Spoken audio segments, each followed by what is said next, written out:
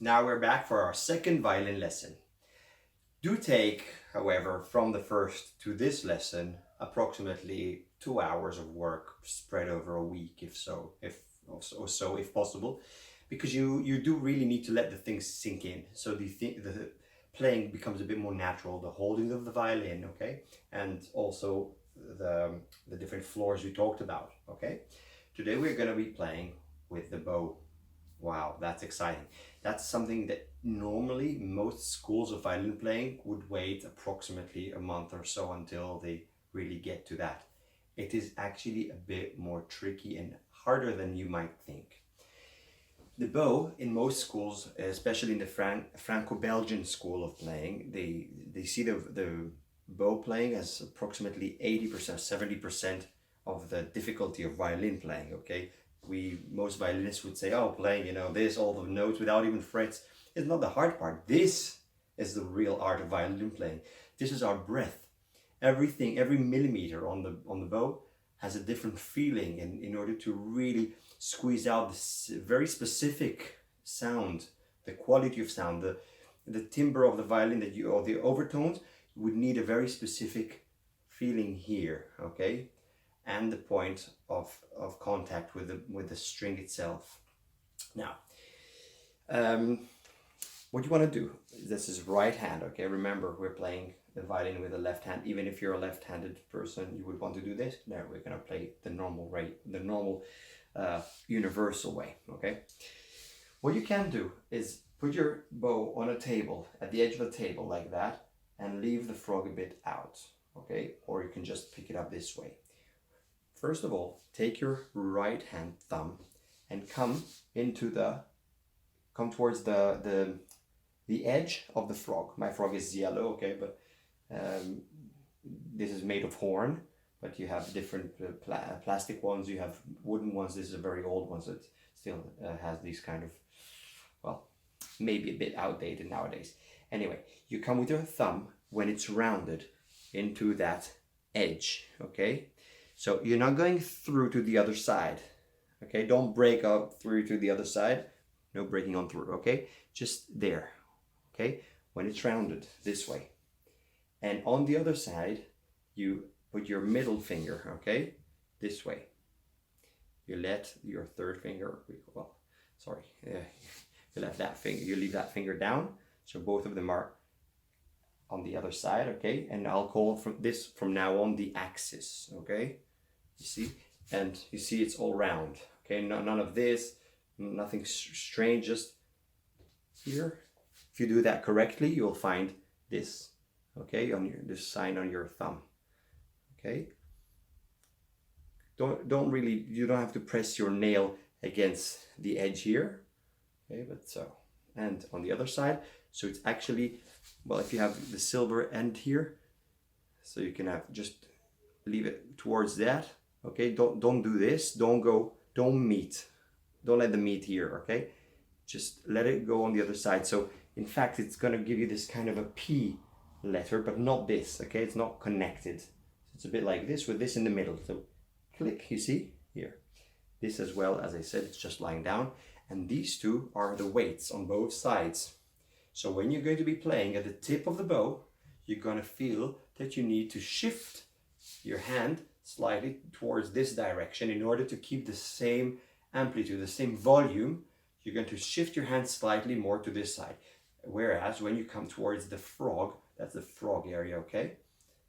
You're gonna do that, okay?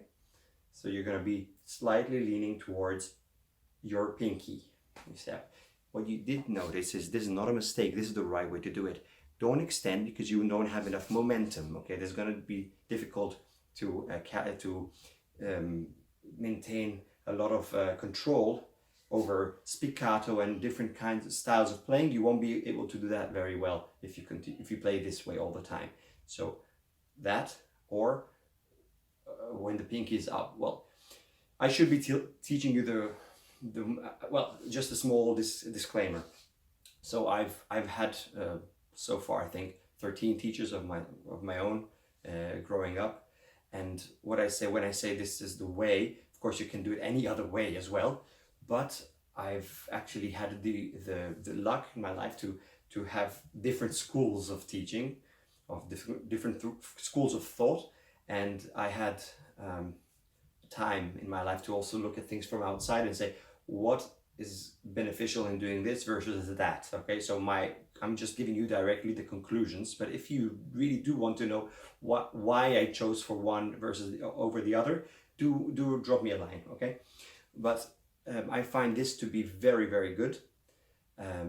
It gives you a lot of control, and this is more like the Franco-Belgian school. This would be more Russian, but notice nobody does this. This is really wrong. Many, especially Suzuki students, that misinterpret the method, then play like this, and you can really spot that out very quickly. So that's really wrong.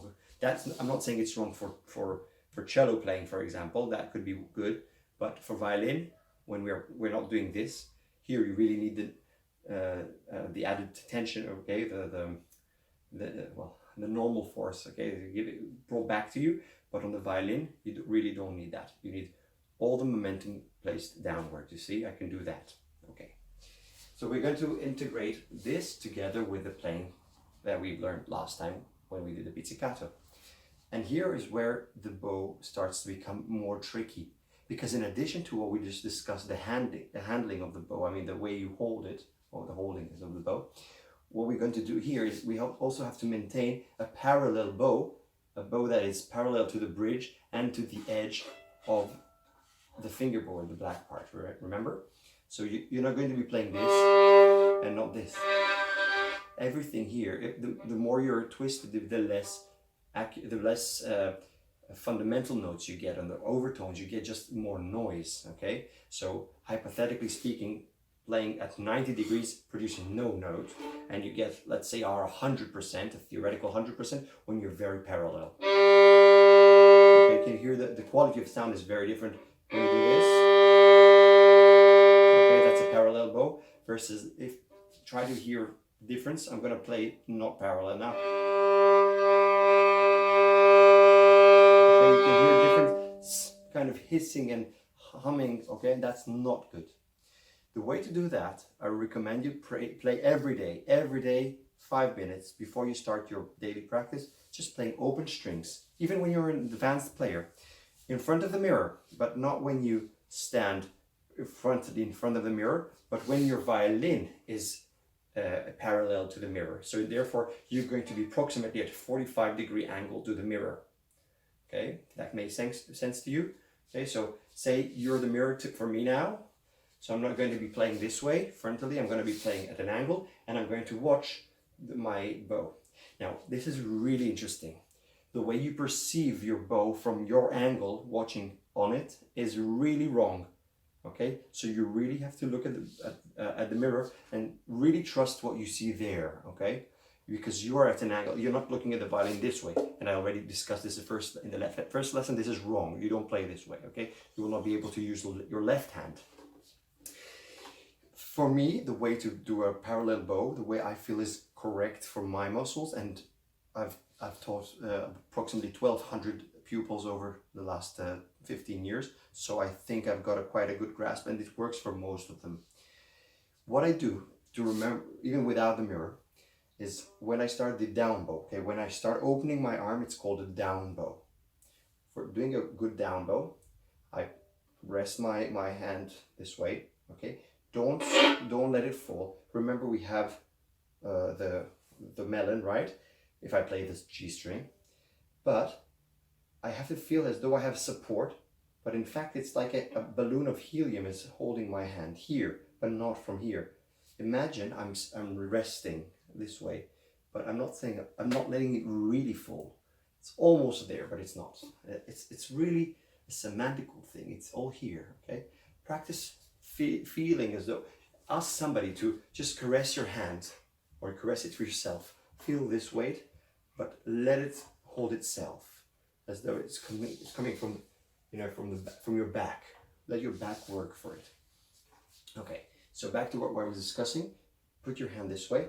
The first thing I do is feeling as though I'm going a little bit back with my shoulder. I'm not really going back, but it's just a feeling. Then, immediately after that, is the opening of my of the arm, and then I accompany it forward that direction.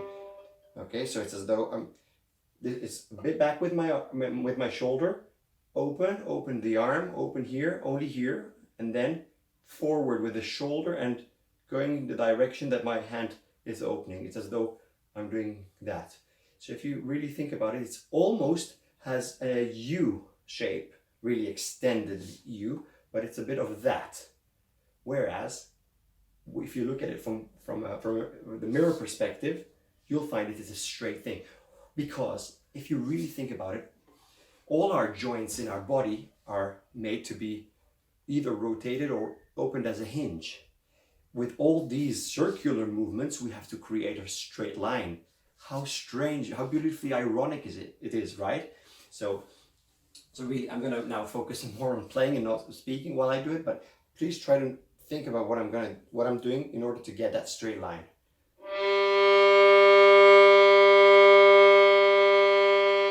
And the flame way upwards. So it means upwards, sorry, vice versa upwards. So the first thing I do is go a bit back with this, okay? Contract it slight bit, okay? If you have a smaller arm than me, you'll feel it more. Okay, you have to do bigger movements at the edges. And you might even not arrive at the edge. It's fine if you stop here at the moment until you grow used to it. With being more flexible, you'll find that you can actually do this movement easier and get closer to the edge, okay? We call it the Spitz, okay, in German, most languages, or yeah, the tip of the bow. That's in English, the tip, okay? So downwards, open and accompany forward, and backwards, close this, and accompany this forward. Don't lift, just forward, okay? Basic. We now can play what we played last time, the accompaniment to the Drunken Sailor, okay? So we're going to do the same thing, but maybe now we don't really need to start at the frog, and we don't need to get to the tip. Let's try and focus on somewhere from just about approximately a few centimeters from the center of gravity, which is here. So we're going to start somewhere here and until there. Okay, so it's approximately the inner third of the bow, give or take. Okay, so let's try doing it slow movements. Okay, and just enjoying that area. Here we will not need to move this backwards and this forward when we get to the edge, or that and that, because we're just going to be using the opening and closing of the arm. So stop. You see what I'm doing? 2, 3, 4. Shift, go down with the elevator. When you're ready, just release a bit of the tension so you don't hear any cracks, okay? So just this. You see, it's all from here. I can stop it really a moment before I need to move string.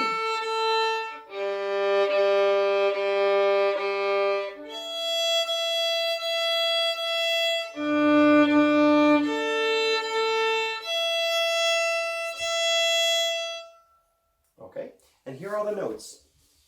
This is the first time we are going to be discussing notes. I'm going to also post this later for you in the link below. Or yeah, probably that. It's not really imperative that you really understand how to read notes, but you do realize that the really bottom note, this is called a staff, okay? It has 5 horizontal lines. So you read from left to right, and then you continue this row. It's exactly like reading any Germanic and Latin language, okay? Actually, also pictograms mostly are this way. As opposed to Semitic languages, which is right to left. So you can see that this is really low, so I needed to add imaginary lines. These are called ledger lines. They're just a hint as though there are more lines underneath these 5, but I just give a small hint of them. Okay, that's the G. That's the thickest string on the violin. Okay, so that's our G, and that's the highest open string we have. That's the E. So G, G, G, G, E, E, E, E, A, A, A, A, G, G, G, G, E, E, E, E, D, D, A, E. So now you've noticed that these are the ones that we call in English minims or half notes. And you see they're hollow. That's the way I know. That's how I know that you have to count 2 on them. These are just 1 for each. All right. And you might have noticed that I have these vertical lines. Those are like boxes which comprise the amount of notes that I'm allowed to put in a specific piece. And this piece, you see, I have 4 quarter notes, or 4 time means that I can have 4 of these crotchet or quarter notes. I can't have more and I can't have less in that box. Okay, and that's why you can also have 2 half notes, because they make up 4 quarters. But it doesn't necessarily mean that you have to reach a whole. You have pieces which are in 3/4, like a minuet, for example, or a waltz. You count in 3. 1, 2, 3, 1, 2, 3. And it's perfect in its own way. Okay, so math comes very handy in you to understand how things break down, but the idea of a whole is not really the same. It's not the same concept in music. We're not striving for a whole, okay? But the way we break down notes is very mathematical, okay? So, the last part of this lesson is me playing the melody, okay? We were playing the accompaniment, but I'm going to be playing the melody of the Drunken Sailor. So you can play along with me. I'm going to be tapping 4 quarter notes for you before we start playing. So it's going to be 1, 2, 3, 4. And you start playing you start playing G, G, G, G, E, E, E, E. You can also do that plucking, okay? So you can use it for both your needs. But I'm going to be playing the melody, so try not to be confused by that. You can repeat it as many times as you need, and I'm going to be playing it twice directly, so you can already enjoy it twice. I mean, enjoy it as much as you can with my playing, but here we are. So 1, 2, 3,